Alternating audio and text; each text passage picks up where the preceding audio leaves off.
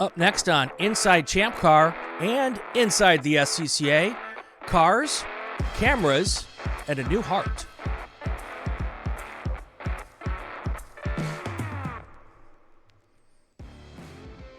For those of you who are used to listening to either of these podcasts, you're probably wondering what in the world I am talking about.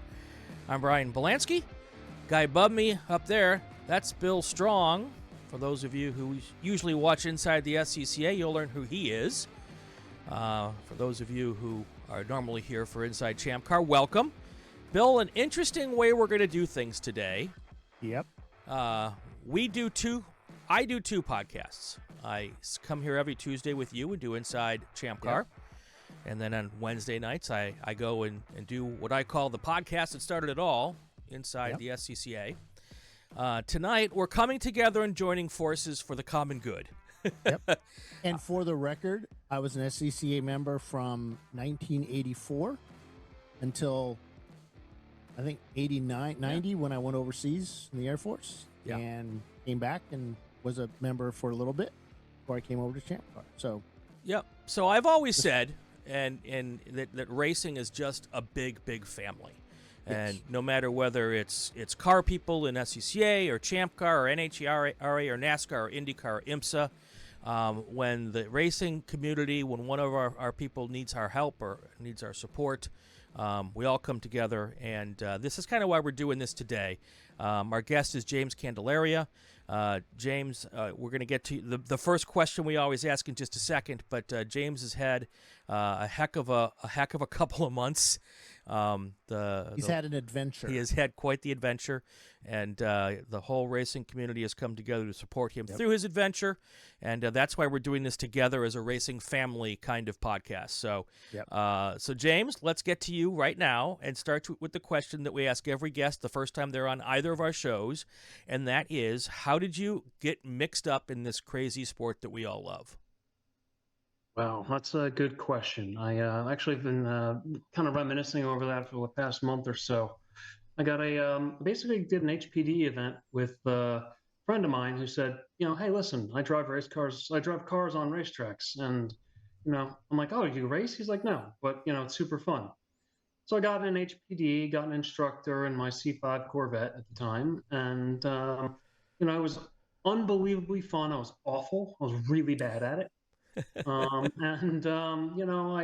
it instantly hooked me, and I knew this is where I'm going to spend all my time and money for the rest of my life. And you can do that. You can spend all of your time and all of your money for the rest of your life in motorsports. Totally. So from there we went ahead and I have a huge competitive instinct. So we decided to, after a year or two of HPDE in some really fast cars, which I don't really advise. My C7 Z06 was like the first car I really learned HPDE on, and it was not a good choice. But beyond that, I decided to go to racing school down at Sebring and Formula cars. And yes, my back still hurts. From there we just kind of kept the perpetual motion and money burning machine going. Yeah. So for those in the SCCA, I think they know you as a road racer. Mm-hmm. For those at Inside ChampCar in the ChampCar world, I think they know you as a camera guy right now, because I think that's what you've done more in their world. And he has raced with us, but most recently, right? Yes, recently though, it's the Sentinel right camera system. So let's talk about racing first. Okay. Tell us a little bit about your ChampCar exploits. I know you've done that in the past. What is your racing background with the ChampCar series? So a handful of events. I think we did. What did we do? We did Road Atlanta with Round 3 Racing. Brad and Buzz McCall in their Porsche Boxsters that they campaigned for, I think, just a year. Yep. But I was actually the first. I think I might have been the first Round 3 Racing driver on track with ChampCar. Mm-hmm. We broke 3 transmissions in one weekend at Road Atlanta.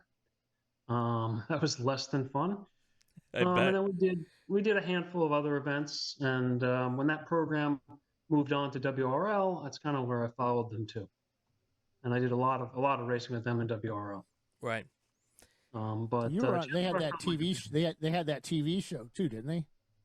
Yeah, it was fun. I missed most of the filming because I had a nasty accident at Summit Point at a majors, and basically pushed my femur through my pelvis and had 4 fractures in my pelvis. Ouch. So I was kind of out of commission for a lot of the season.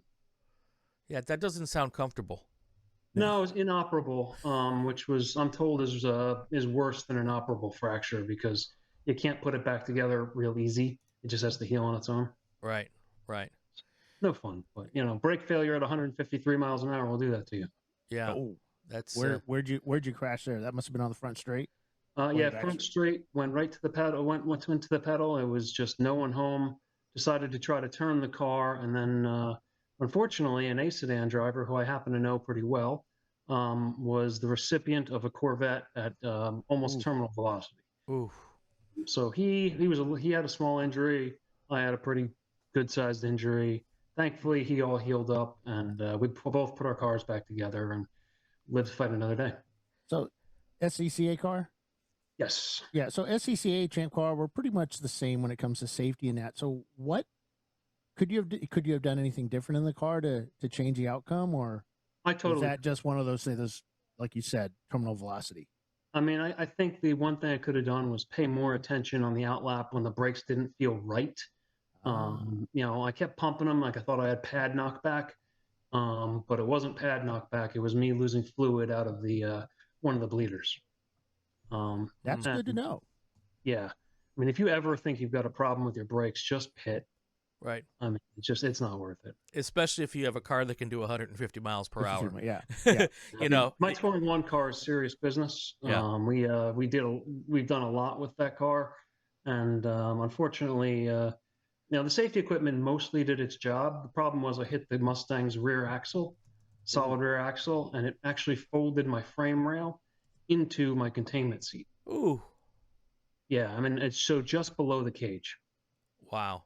So your impact was at the perfect place. Yeah. The imperfectly perfect place to result in that injury. Yeah, unfortunately, I mean, listen, I mean, you can only protect so much, right? You can only add so many bars.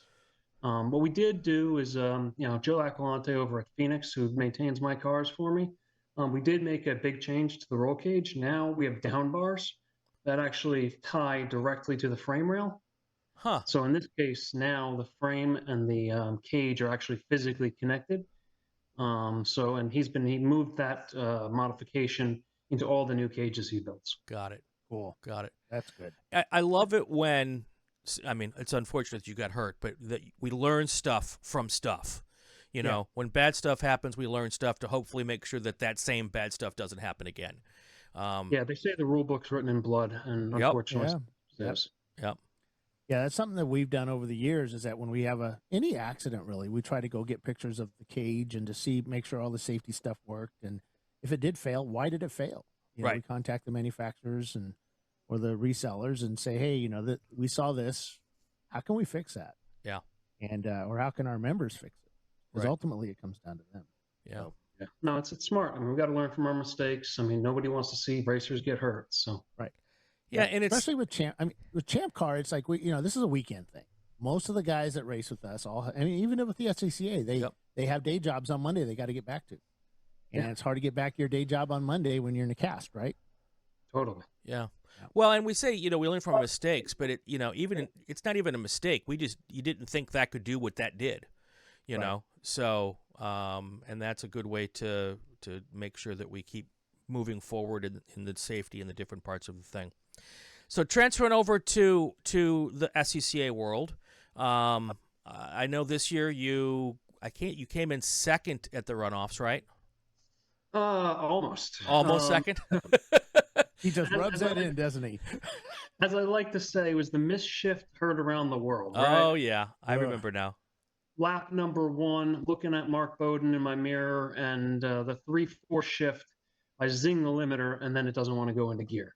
Yeah. And I have a choice to make at that point. VIR is extremely hard to pass. So I mean, if I would have covered him off on the entry to 14, I probably would have had a much better chance of holding on to second, but it was lap one. In the biggest race of the year, I'm not risking the entire race by covering off a potential pass, which he did end up making on lap one. That seemed like the wrong thing to do. Yeah. So finished third. I mean, I had a faster lap time than Mark did, but at that point it was just he had the faster initial pace, and if I didn't miss that shift, who knows? Yeah.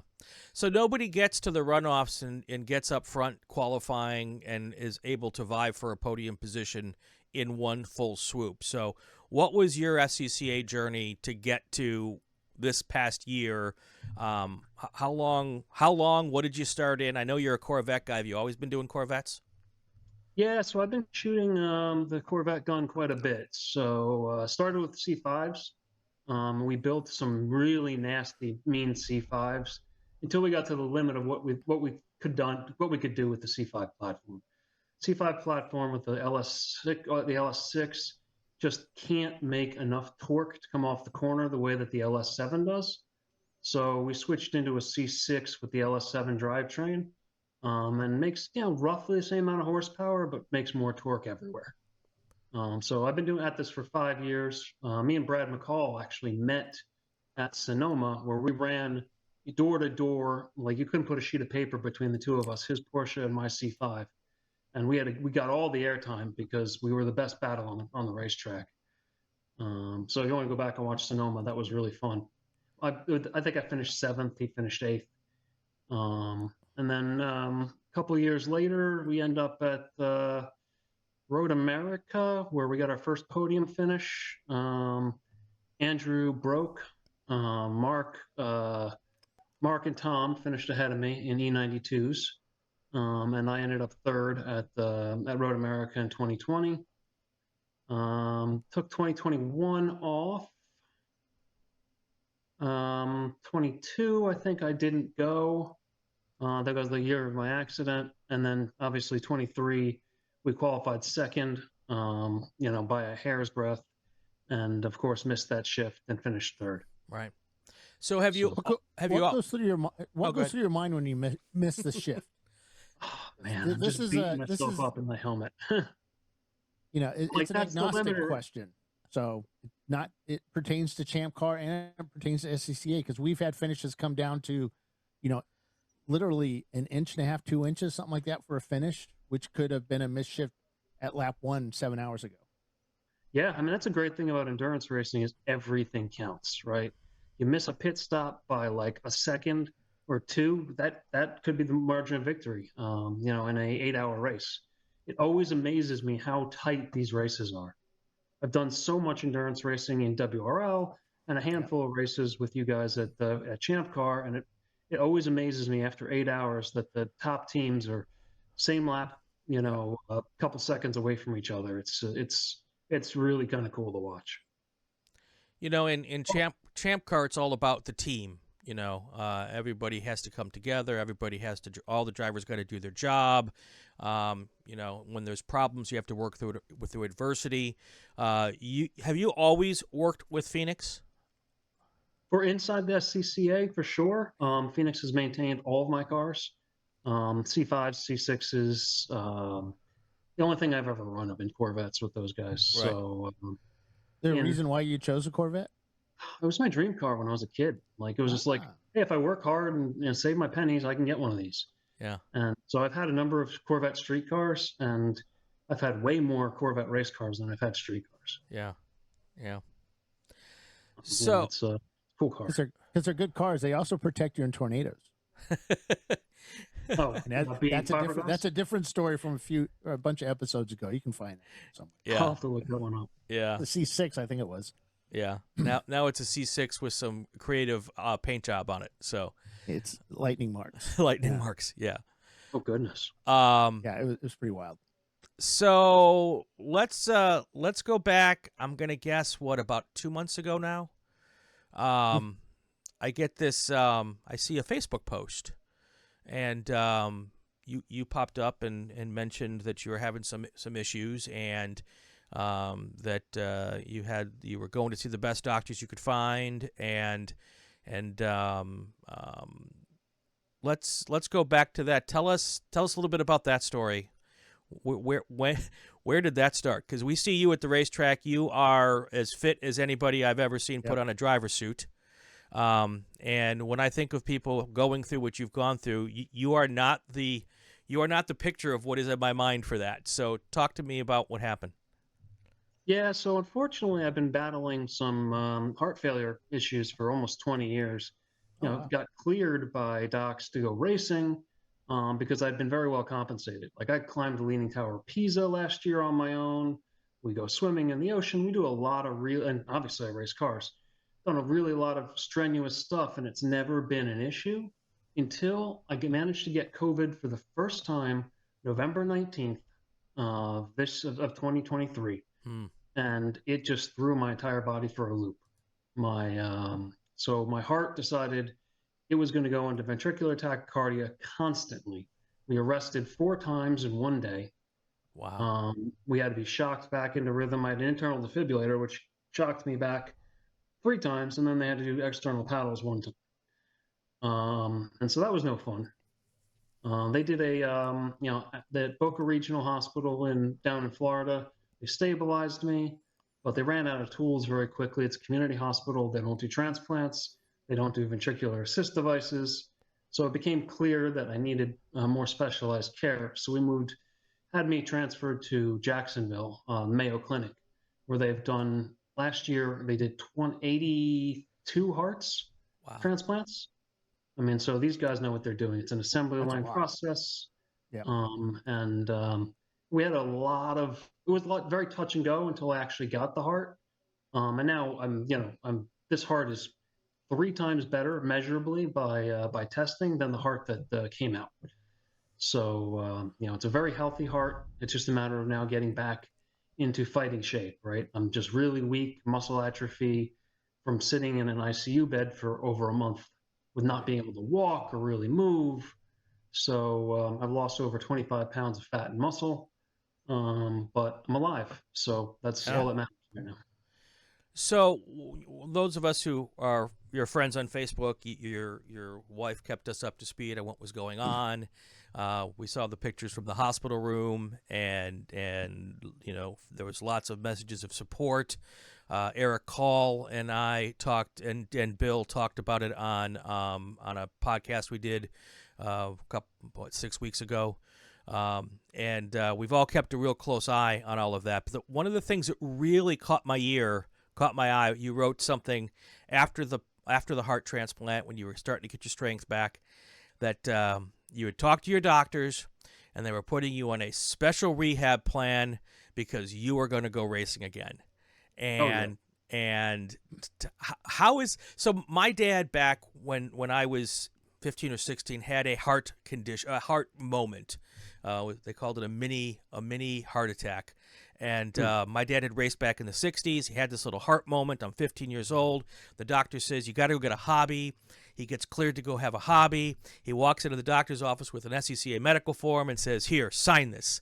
And the doctor says, I was thinking more like stamp collecting, but you're healthy enough to go racing. If this is the hobby you want and you think this will relax you, I will sign this off. So, but that's not a heart transplant. That's just, a tiny heart thing. When you looked at your doctors in the eye and said, "Docs, I want to go racing again," what did they tell you, or what did they look at you and say back? Well, they were a little thrown for a loop, and they didn't realize how serious about the hobby I was. And my wife is great. She decorated my room with things that were important to me, and a lot of it was pictures of me at the racetrack with my daughter, pictures of me standing on podiums, and with the Super Tour flags from some of the races I've won. And so she really put it out there hey, this is what he does, and he wants to get back to this. So I talked to my docs, and I'm like, listen, this is super important to me. What do I have to do to get there? And the docs are like, listen, after 6 months, you basically are you're a very normal, compensated man of your age. And if you want to go racing, that's fine. But we just need to make sure you're fit enough to do it. So what they told me was they're going to have, they're going to want to put me in an HPDE, and instrument me to make sure that I don't have like anything weird going on behind the wheel. And so I joked with him. I'm like, all right, well, the guy sitting next to me is not going to want to be in that car for more than 2 laps. I promise you. Yeah, they're going to give you the new guy. Hey, go with this guy. He doesn't look experienced enough. Yeah. Yeah. So, but no, they, in seriousness, they do a lot of Mayo Clinic. They've got this specialized rehab program they use for space medicine. So astronaut training and whatnot and rehab. And so they're going to fire me over to those guys, and then they're going to put together a program to make sure that I can handle the environmental issues of being in a race car. We all know race cars are hot.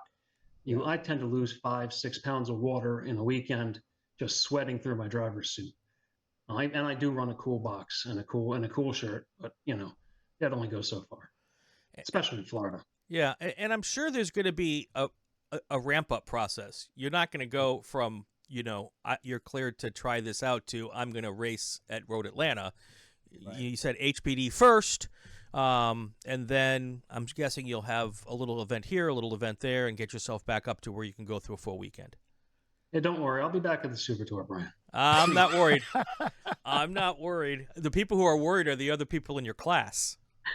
So they're just going to monitor you up, heart monitors the whole bit, blood tests. Yeah, that's my guess. They're going to put a heart monitor, probably some type of portable blood pressure cuff that they're going to want to run.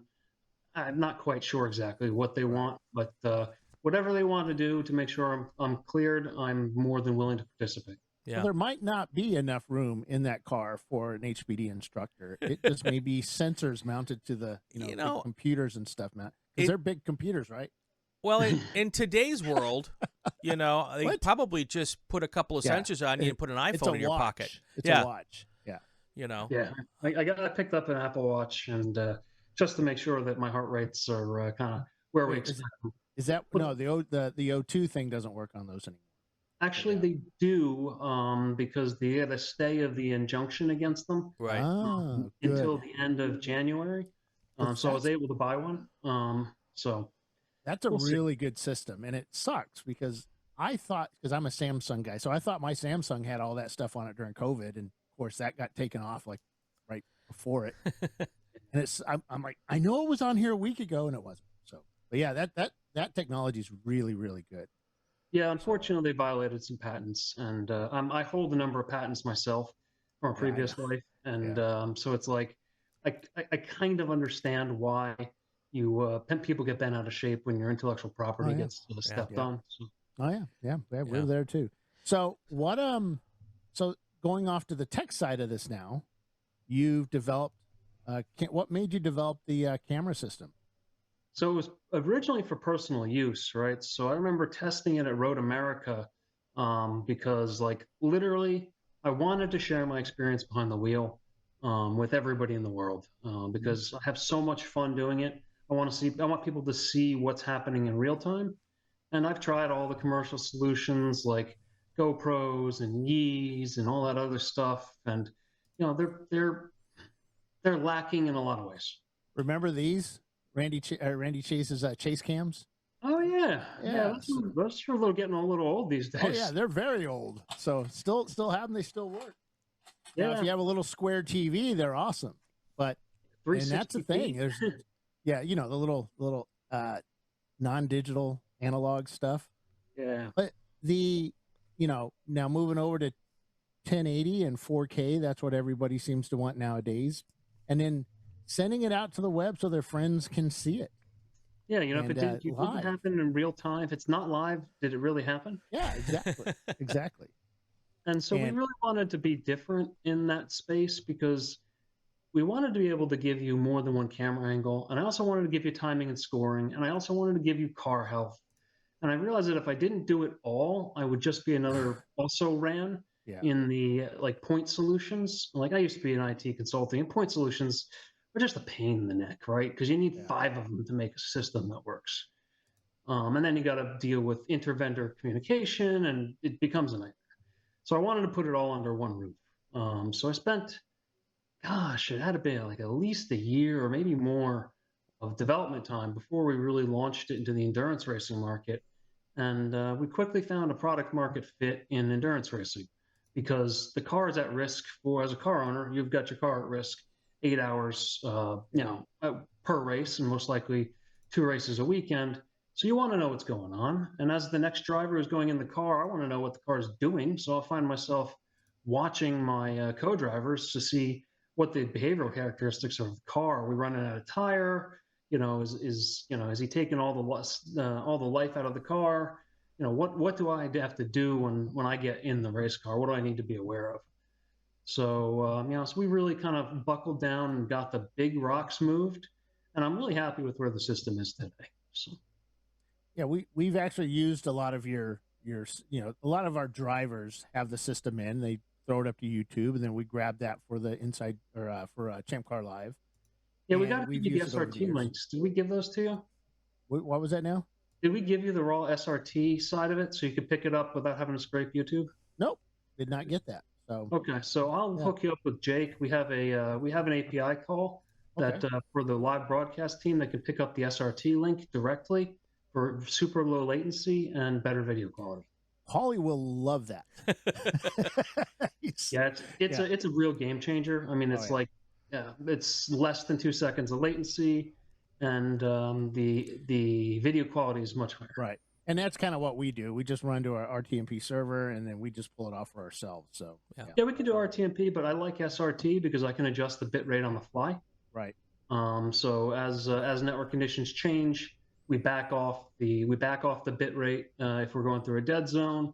When we come out of the dead zone, we crank it back up. So like Road Atlanta, exit turn 5, you start dropping packets, so we'll snub it down to like 300 kbit, and then as we exit and kind of get down that ridiculously long straight back there, halfway through the kink there, we can start raising that up to like 5 megabit because you can hear the cell tower again. Right. Yeah. Now Daytona, you have banking.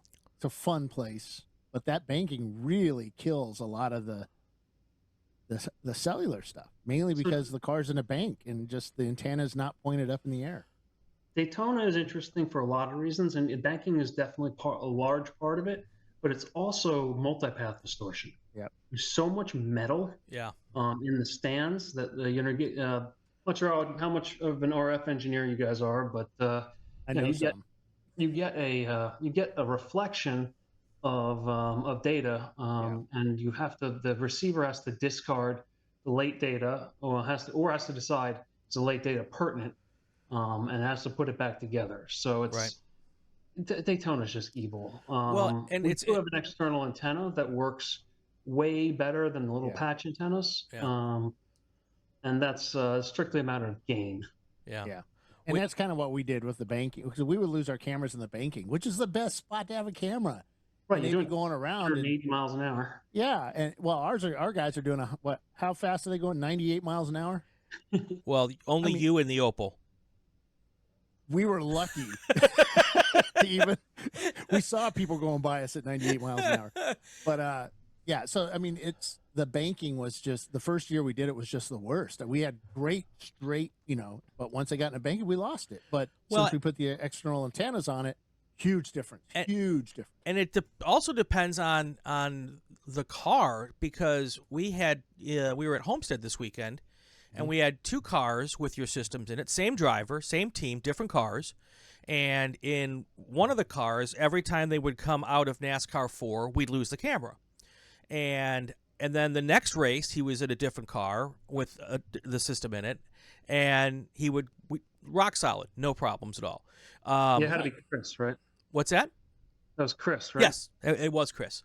So I don't know if that one car had the antenna and one car didn't, but whatever the case was, there's so many variables to all of this, and I do the Cal Club races and Super Tour, and obviously Bill has all of the stuff for the ChampCar races, and it's our constant battle to get an in-car up and working, and what worked last year may not work Saturday. But it's working great on Sunday. That's true. So yeah, it's the worst. And that's actually the worst part of the job. But so it's interesting.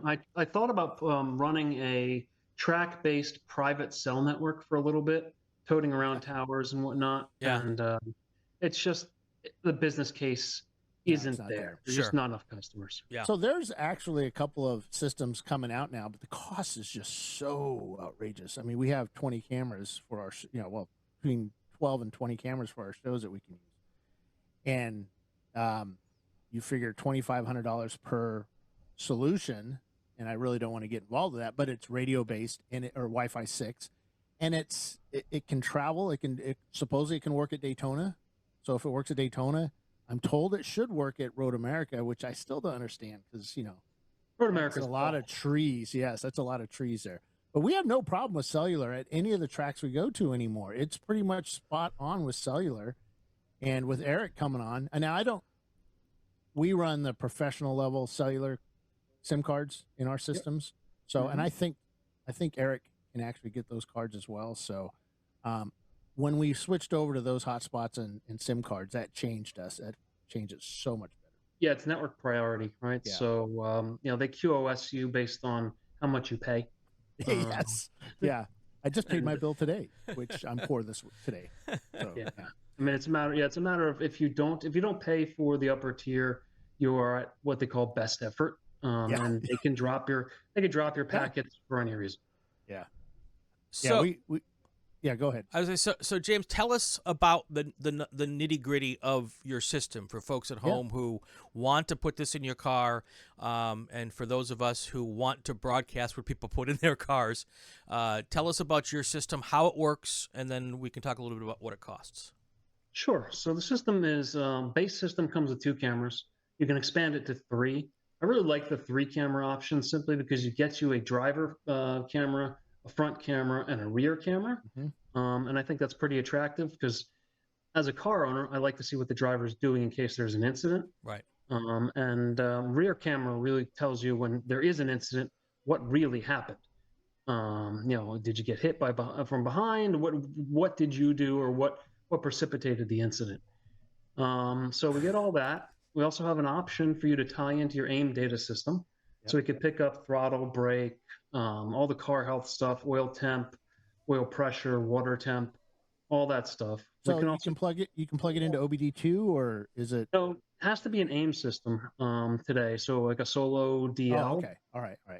Or any one of the major AIM loggers. So like the Evo 4 or any other primary logger. Okay. Then what else can we do with it? So we have also timing and scoring, right? So I can pick up timing and scoring directly from Race Monitor, as long as you provide your transponder number. We can pick up Race Hero, but that's dependent on their API, and that API will only let me abuse it so much. Yeah. So every 30 seconds or so, we'll get an update from that API. Race Monitor, on the other hand, since I pay more money, relies on WebSockets and will notify me when the transponder has new information. Right. So that's all in real time. And for future use, I know that SCCA has moved to Flagtronics. ChampCar has been using Flagtronics for a few years now, and Flagtronics, we're moving to a timing and scoring system with that as well in the future, hopefully the near future. That's James Ballinger's. Yeah, that's James Ballinger's company. Yep. And one of the things that we're going to continue to do is still transmit to Race Monitor. So that way, this will not go out of date. It's still going to be able to gather the information that you need for your overlays.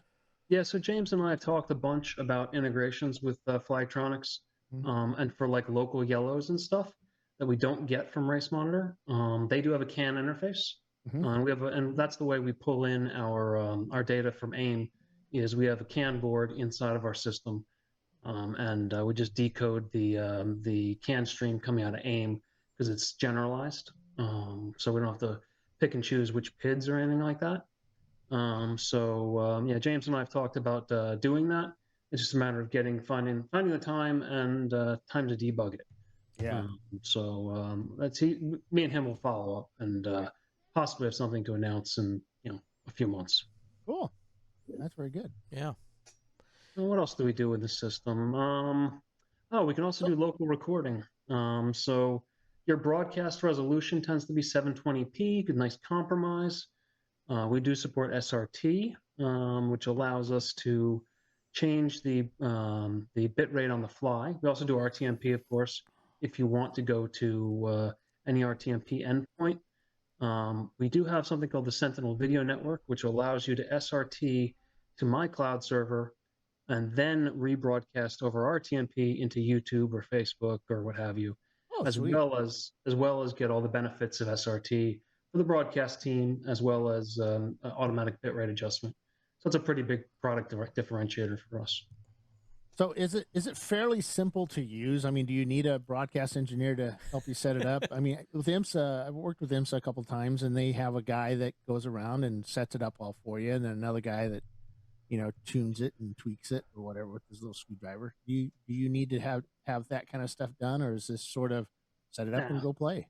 In general, the average racer can figure it out. It's all web-based. You can literally stop and start the stream while the car's out on the racetrack. Oh, wow. You don't need to stop and start the stream if you want to just flip camera angles and stuff like that. So, I mean, our biggest weak point is the UI. Web UI programming is awful and not my forte. So I do have a contractor looking at overhauling the web UI, but in general, you can operate a television, you can operate our system pretty easily. Installation and setup can be, just a matter of plugging in two cameras, a 12-volt power source, and putting a SIM card in front of it and running antenna wire. That's about it. Yeah. So one of the things I get a lot of questions, hey, I want to run live stream because I want my family to see this, or, my drivers want to see this during the race. But, we have a lot of Arrive and Drive drivers that run a ChampCar, WRL, and other series as well. One of the things I tell them is that if you've got customers, you're going to want to record your stuff for them. You want to record the data and all that stuff so you can review it later. Sometimes live stream, you may get a cutout when you most need that data, and it may go away. We can't, you may have the best cellular connection in the world, but you go under that tunnel, you might lose that under that bridge, you may lose it for a second or two. Can you record at a high resolution with this camera? Totally, yeah. So we have you're bitrate independent. We actually have separate encoders for the USB stick versus the broadcast stream, and they're completely decoupled video and audio paths. So we have the ability for you to record, and all you need to do is stick a USB stick in the front of it. I don't like SD cards. I don't like micro SD cards. They're just a pain in the neck to use. So we recommend these little Samsung bar. For like $30, you get a 512 gig stick, and forget about it. You plug it in, and you're good to go. How long do those last? So it depends on your bit rate, right? So we recommend on the recording at a 10 megabit bit rate on the card, and that'll pretty much go. Pretty damn good.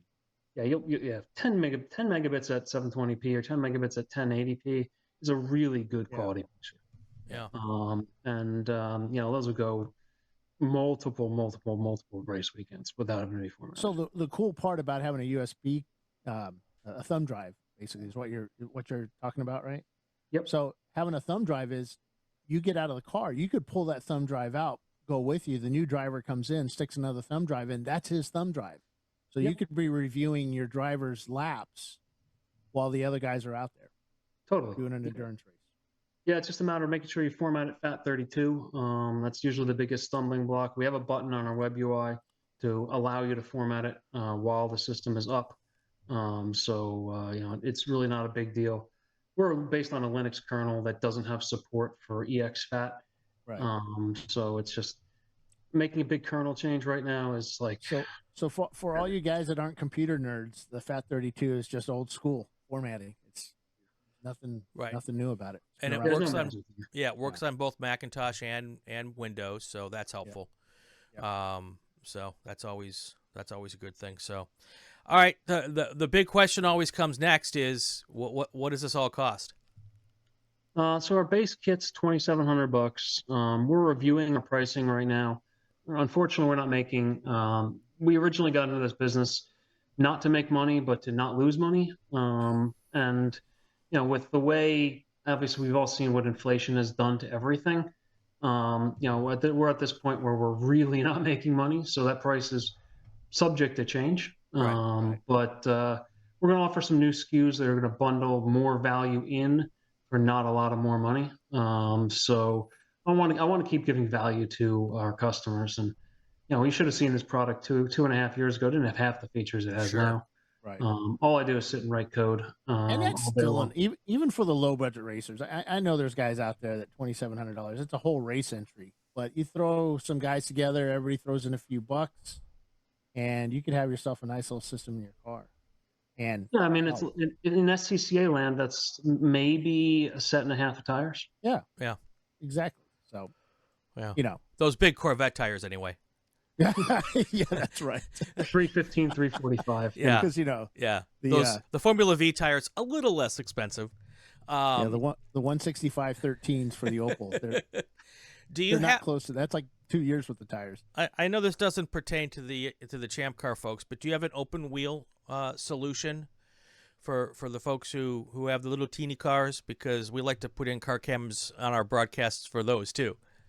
Yeah, so if you looked at the runoffs, Kelton Jago in FE2, before he got caught up in somebody else's mess, had a Sentinel on and it fit. You're not going to get it in a Formula V, but you can get it in an FE2. We're always looking at form factor updates, but there's just there's a matter of a minimum amount of real estate we need for cooling, as well as for just the amount of stuff we have in there. So we got our own custom CAN board, which I designed. We've got a system on chip by NVIDIA that we use, which is kind of a closed form factor. And then we have everything's an extruded aluminum case that we directly have attached to a thermal pad for cooling. So it's a little tough to shrink it, but it's something we're always looking at. And people don't really realize how much heat some of these cameras develop. The systems themselves. It's just so much heat. Electronics in general. If you watch Formula One and you see those guys come in after and pull into the garage, and you see them attach like 74 fans to the cars in every duct that they have.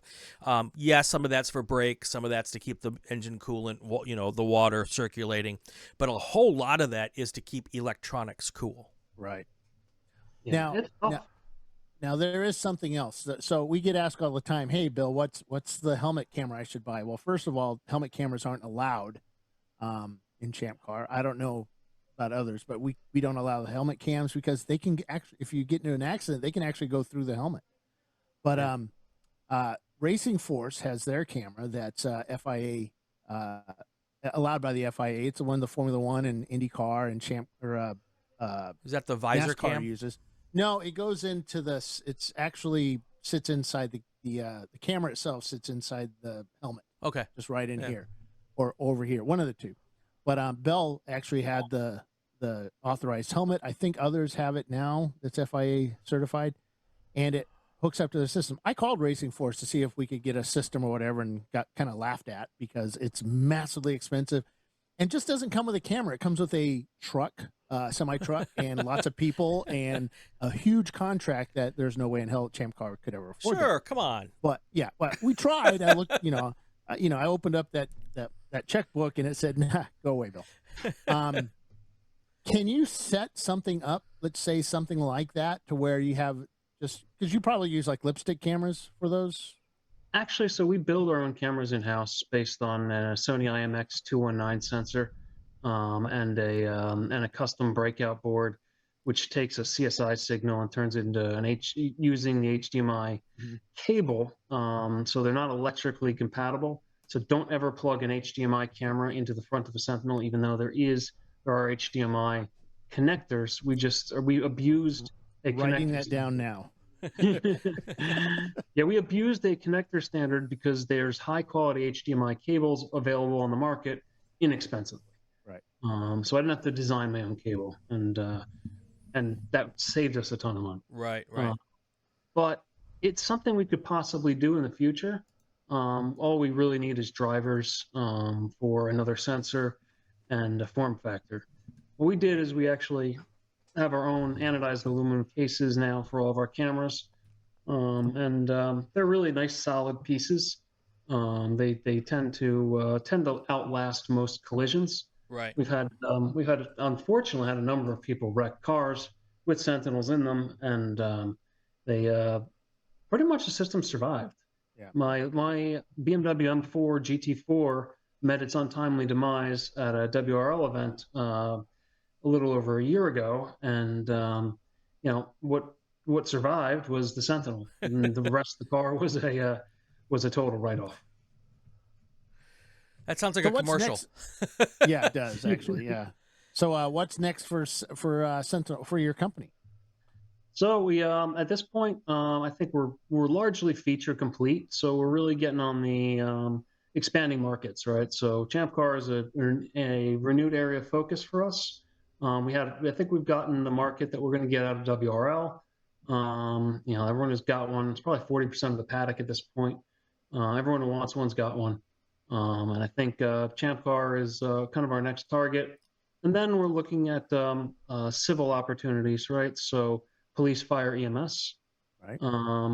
For obvious reasons, having a record of stops in real time, dispatch can see what's going on. If we need to send out another fire truck when it's too busy to talk to the fire captain, you can kind of see what's going on. Arkansas State Police for the live PD and their car chases. Yeah. I mean, totally. You have a lot of time now to recover. Just sit down and watch YouTube and do a search for Arkansas State Police. Yeah, Arkansas State Police chases. They're pretty incredible. I'll have to check that out. Yeah, they don't take any crap, man. They will pit you in an instant. So, yeah, don't run from those guys, huh? No, they will chase you, and they've got the big Chrysler or Dodges. The Hellcats or whatever. Yeah, fun times. Yeah, so I think that's our next. I think those are our next kind of markets. I think ChampCar is really leaning in on live video. I think people are starting to understand why they need it. I watched a lot of your broadcasts, especially for Sebring, because Sebring is my favorite racetrack now. Well, close. It is mine as well. It's such a great place. If you add up all the bumps, I think it's got more elevation than any other racetrack in America. Yep, we say that constantly. That's the highest elevation change of any track in the world. So, because of the bumps. 2 inches at a time. and the fun part about Sebring is as a car builder, you or even a crew chief or whatever, if you can prepare a car that lasts for 14 hours at Sebring, or even 7 hours at Sebring, I suspect even 2 hours at Sebring, you've done something good, because that track will beat the heck out of a car. I mean, every bolt. We had guys coming into pit lane. We New Year's Eve, we held a 8+7 at Sebring, and we had guys coming in an hour and parts are falling off their cars. Yeah. Because just bolts just start finding it just shakes the heck out of a car, which is one of the reasons I think why a lot of the Le Mans cars, the IMSA cars, before they go to Le Mans, they race at Sebring to really test the cars out. IMSA did this famous study a few years ago and said that 60% of the wear on the IMSA season comes from the 12 hours of Sebring. Wow. Mm-hmm. Yeah. That's crazy. That's I crazy. think it was based on an LMP2 or an LMP3 car, but I mean the physics are the same for GT cars, right? Right. Yep. So your system took the G-forces, because there was a couple of them running there that weekend, and they took the G-forces, the pounding that Sebring gave it pretty well. So that's a good test of your system. Yeah, we've the first generation stuff, I'll go ahead and admit, the stuff that was in the silver cases, was just wasn't bolted together enough to survive Sebring or things like that. But the Gen 2 stuff is really robust. We've made an extreme effort to kind of put it together. Like, we put them in NPO1s, which are harmonically unbalanced cars that vibrate the snot out of everything. I'm not sure if you ever heard of Stratus Racing, but they've got like 6 of those NPO1s, and they swear by our Sentinel systems. Wow. They actually just got an email saying they want 2 more. So, we're in our business continuity phase right now. Since was laid up for a couple of months, I've got external production coming online here shortly. So we'll be able to start getting systems back out the door soon. All right, so their web address is on the screen now, www.sentinel.racing. So you can go there to check it out. And for those Super Tour drivers out there who are, we have our broadcast now for all of the races, and the Sentinel system is the easiest for us to get onto the broadcast. So, Right. We would love if anyone wants to be on the show. Obviously, we'll take any stream that we can get. Yep. We're not picky, but when it comes to ease of implementation, when I get that SRT feed from James, it's like magic. It's good stuff. So we always that have, works we with- always have a guy available in case you guys need help. Yeah. Jake Finnegan, I'm sure both of you guys have probably Yep. interacted with him. Fantastic support guy, good sales guy.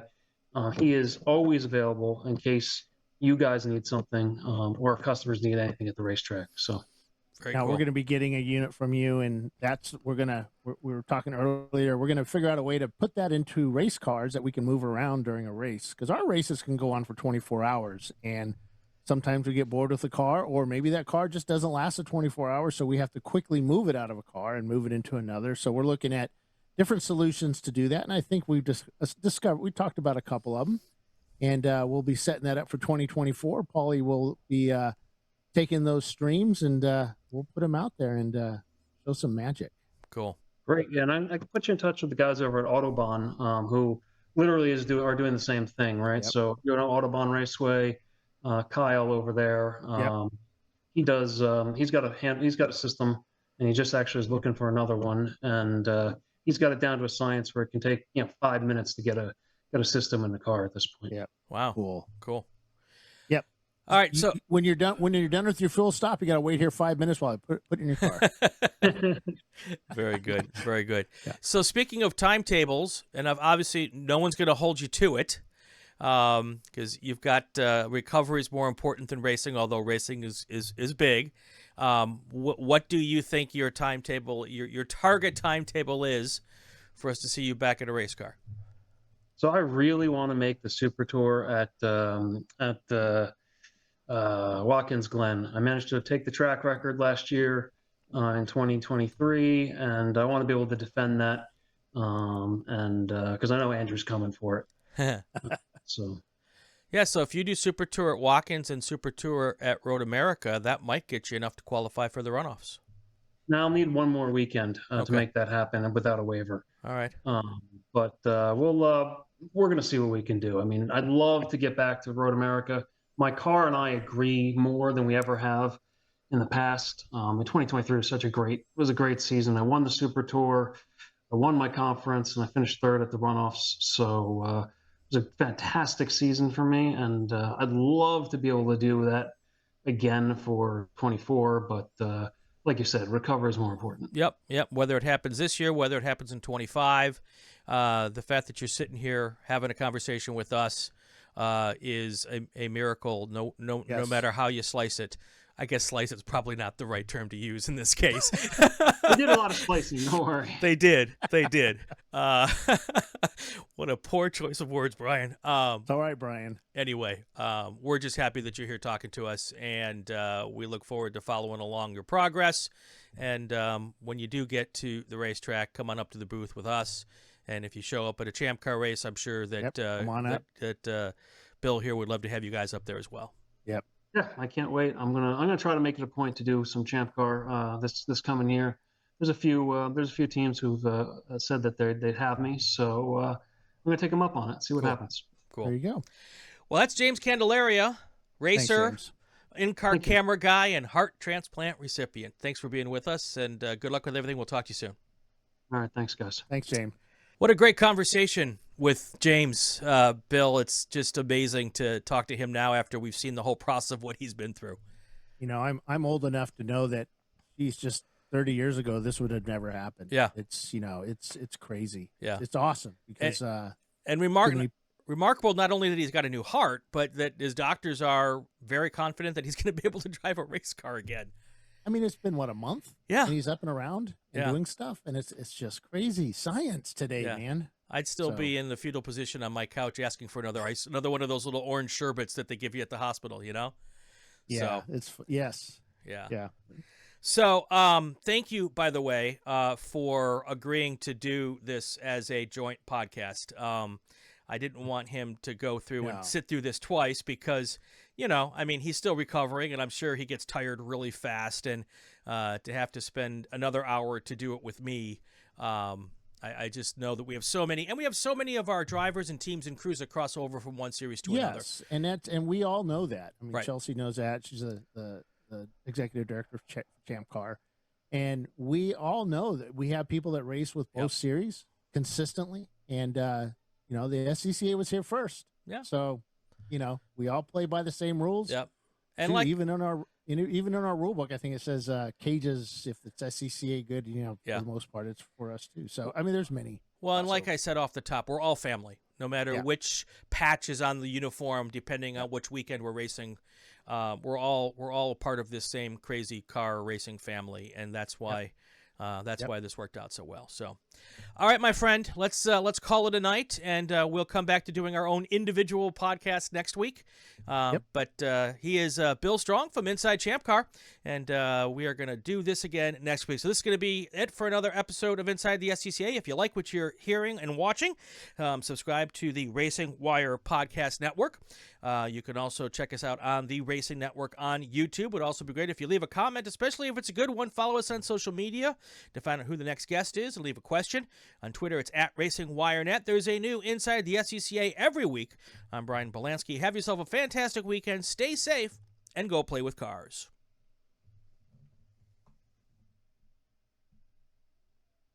I'm Dorsey Schrader, and when I'm on my way to a race, I'll listen to the SCCA podcast, Inside the Short Bus. Inside the SCCA is a presentation of the RacingWire Podcast Network and Rural 15 Productions. This podcast is not affiliated with, endorsed, or sponsored by the Sportscar Club of America. The views expressed within are those of the host and our guests, and not that of the SCCA.